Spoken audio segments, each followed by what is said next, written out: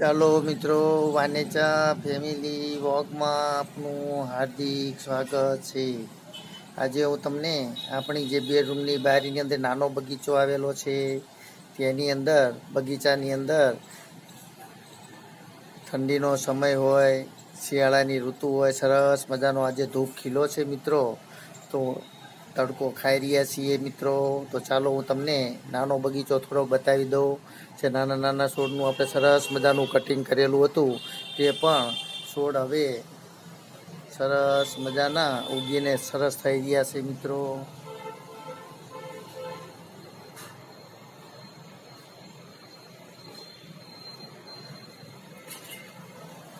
ચાલો મિત્રો, તો આજે આપણે સરસ મજાના તુલસી પણ નવા રોપ્યા છે તે બતાવી રહ્યો છું.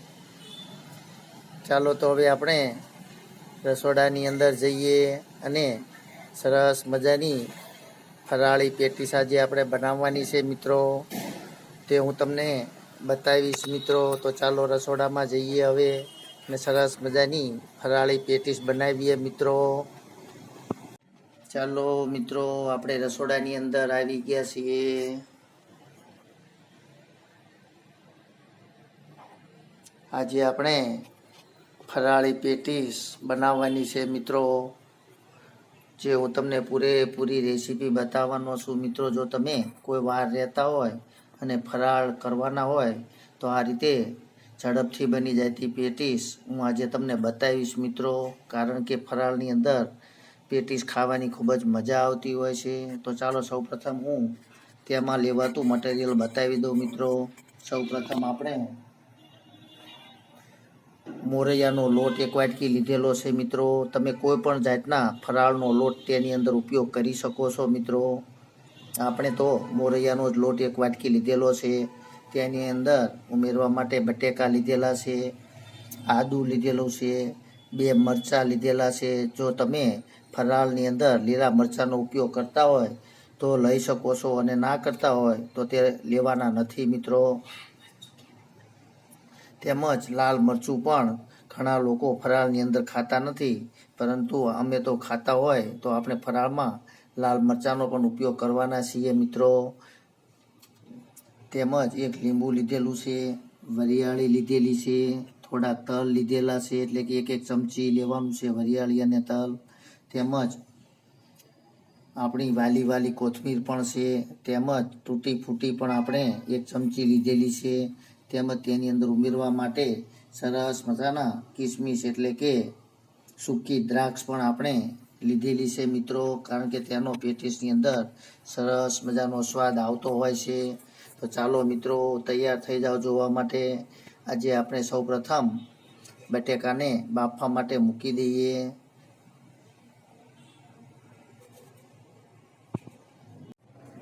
ચાલો મિત્રો, આપણા બટેકા બફાઈને તૈયાર થઈ ગયા છે. તો આપણે સરસ મજાનો ફરાળી પેટીસ માટેનો મસાલો તૈયાર કરી લઈએ મિત્રો. સૌપ્રથમ આપણે બટેકાને આ રીતે ભાંગીને તૈયાર કરી લેવાના છે મિત્રો. ત્યાર પછી અંદર 1 વાટકી જે આપણે મોરૈયાનો લોટ લીધેલો છે તે જરૂરિયાત પ્રમાણે ઉમેરવાનો છે મિત્રો.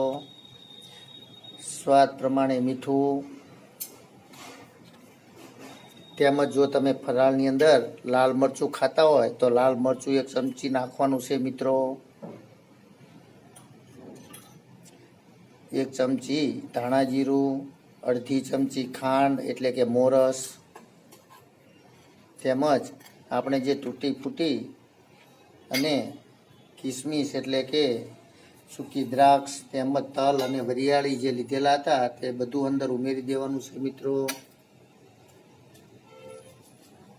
તેમજ આપણે એની અંદર આપણી વાલી કોથમીર પણ ઉમેરી દઈશું મિત્રો. કારણ કે ફરાળની અંદર કોથમીર ખવાતી હોય છે મિત્રો. તેમજ આપણે 1 તીખું મરચું પણ ઉમેરેલું છે મિત્રો.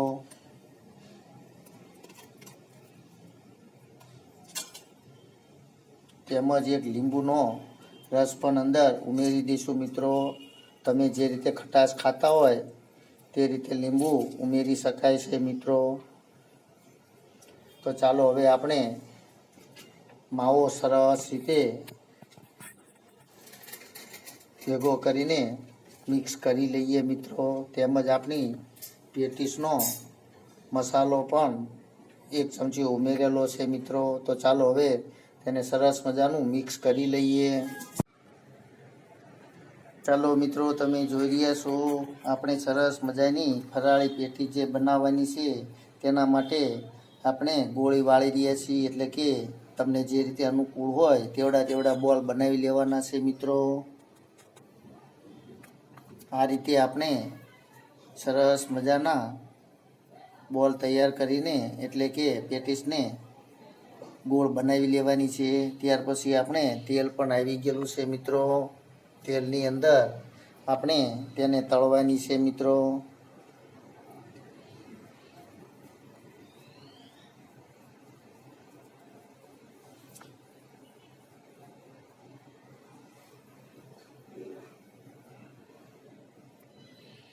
ચાલો મિત્રો, તો હવે આપણે આપણું તેલ આવી ગયું હોવાથી તેલની અંદર તળવાનું ચાલુ કરીશું મિત્રો.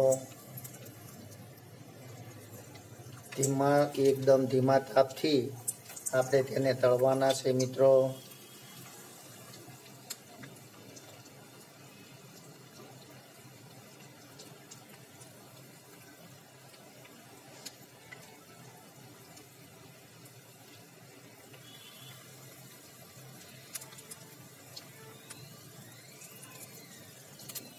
ચાલો તો હવે આપણે તેને ધીમા તાપથી તળી લઈએ મિત્રો. ચાલો મિત્રો, તો આ રીતે આપણે પેટીસને હવે તળી લઈએ. અને હા, તમને એક વાત કહેવાની ખાસ રહી ગઈ કે આપણે જે લોટ બાંધીને એટલે કે ગોળી તૈયાર કરી છે તેની અંદર જ આપણે ફરાળી લોટ ઉમેરી દીધેલો છે. એટલા માટે આપણે રવડવ કરવાની ઝંઝટ રહેતી નથી મિત્રો. કારણ કે તમે સીધો જ માવો તૈયાર કરો તેની અંદર ફરાળી લોટ ઉમેરીને આ રીતે બોલ તૈયાર કરવાના છે મિત્રો. તેનું આપણે રબડું બનાવવાનું નથી મિત્રો. તો ચાલો હવે આપણે પેટીસને આ રીતે તૈયાર કરી લઈએ મિત્રો. ચાલો મિત્રો, તમે જોઈ રહ્યા છો આપણી પેટીસ સરસ મજાની તૈયાર થઈ રહી છે. તેને ધીમા તાપથી આ રીતે સળવા દેવાની છે. તેનો કલર એકદમ સરસ મજાનો બ્રાઉન બની ગયો છે મિત્રો. જે આપણી પેટીસ તૈયાર થઈ જાય છે. તમે જાણો છો મિત્રો કે સુરતની અંદર ખૂબ જ પેટીસ પ્રખ્યાત છે મિત્રો. સુરતની પ્રખ્યાત પેટીસ પણ આને કહેવામાં આવે છે. જે પેટીસ ખૂબ જ ખવાતી હોય છે સુરતની અંદર મિત્રો. જે આપણે ઘરે જ તે ઓછા સમયમાં અને ઓછા ખર્ચે સરસ મજાની આવી ફરાળી પેટીસ બનાવી શકાય છે મિત્રો. જે આપણે આજે બનાવી રહ્યા છીએ, તમે પણ કોઈ વાર આ રીતે સરસ મજાની પેટીસ બનાવજો. તો ચાલો હવે મિત્રો આપણે આ રીતે બધી જ પેટીસને તળીને તૈયાર કરી લઈએ મિત્રો. કારણ કે ત્યાર પછી હું તમને ડીશ તૈયાર કરીને બતાવીશ મિત્રો. એકવાર ચોક્કસથી આ રીતે પેટીસ બનાવજો મિત્રો. ખાવાની ખૂબ જ સ્વાદિષ્ટ અને સરસ મજા આવતી હોય છે. ચાલો મિત્રો, આપણી આજે સરસ મજાની એવી સુરતની પ્રખ્યાત એવી ફરાળી પેટીસ તૈયાર થઈ ગઈ છે મિત્રો. જે તમે જોઈ રહ્યા છો. તો તમે આવી સરસ મજાની પેટીસ એક વખત ચોક્કસથી ઘરે બનાવજો મિત્રો. કારણ કે સુરતની અંદર તો આપણે જો દુકાને લેવા જઈએ તો ખૂબ જ મોંઘી હોય છે. જે આપણે ઓછા ખર્ચે અને ઝડપી બનતી આ ઘરે જ બની શકે છે મિત્રો. જે મેં તમને આ રેસીપી બતાવી છે, જે તમે જરૂરથી ઘરે બનાવજો મિત્રો. સરસ મજાની આપણી પેટીસ તૈયાર છે. પેટીસ તો ચાલો મિત્રો, ફરાળી પેટીસને ફરાળ કરવા માટે તમે ચાલો મિત્રો. જો તમને મારી આવી રેસીપી પસંદ આવતી હોય તો મિત્રો ચોક્કસથી લાઈક કરજો, શેર કરજો અને સબસ્ક્રાઈબ કરજો કે જેથી કરીને હું તમને આવી નવી નવી રેસીપી બતાવી શકું મિત્રો. તેમજ તેની સાથે સર્વ કરવા માટે આપણે ઘરે જ બનાવેલી સરસ મજાની સિંગ પણ છે મિત્રો. કારણ કે આપણે મસાલા સિંગ ફરાળ સાથે ખાવા માટે બનાવી છે મિત્રો. તે પણ આપણે તમને ક્યારેક રેસીપી બતાવશું મિત્રો.